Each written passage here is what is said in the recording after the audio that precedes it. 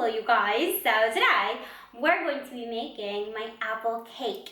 This cake is the perfect cake, guys, to welcome fall. It is so comforting, and today we're going to be topping this with my caramel whipped cream, which is going to take this cake to another level. You really can't go wrong, guys, with caramel and apples. It's one of the most amazing fall flavor combinations. That being said, let's get started and let's make this.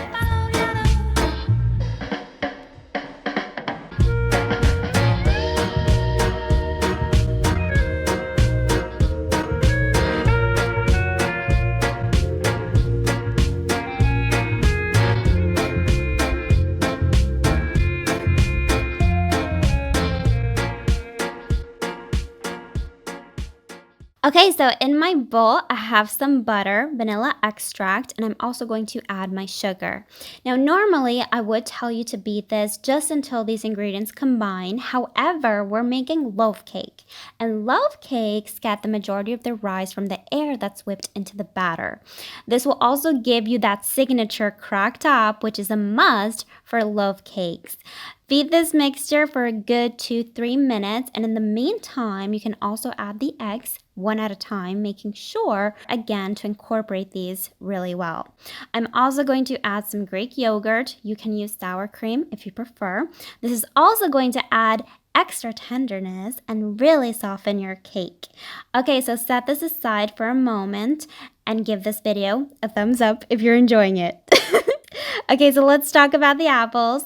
I like to use Pink Lady apples. I find they're the best kind for this recipe. And you're going to peel them and roughly cut your apple into small chunks. Now, I do like to give these a pulse in my food processor. I don't puree them, but I do like to break them down just a little bit. I add some cinnamon and 2 tablespoons of milk. This will just get the mixture going. And as I said, I pulse this for about 2 or 3 times. We're looking for tiny pieces of apple, just like this.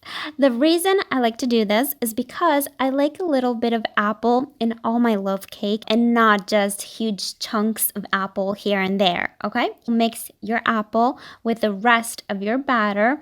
It will look kind of strange, almost like it's separating. This is completely normal. Anytime you add fruit to a cake batter, this tends to happen because the water content of the fruit doesn't really bond well with the fats of the batter. But then, flour comes along and binds everything together and everybody becomes friends again.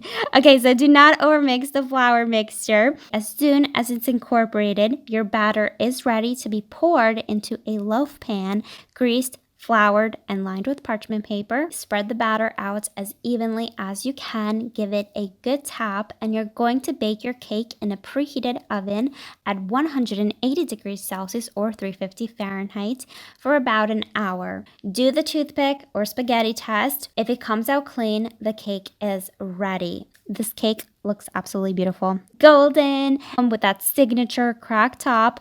Let it cool for 15 minutes in its pan, and then you can take it out.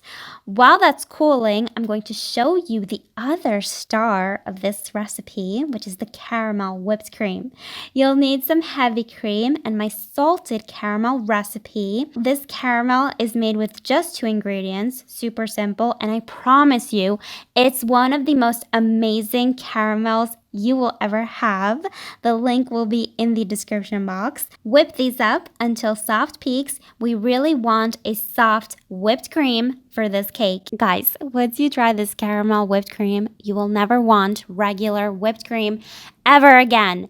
This stuff is so addictive and amazing, and it pairs amazingly with this tender apple cake. Add a good dollop of cream and a generous drizzle of caramel, and this will be the most amazing, flavorful, and tender apple cake.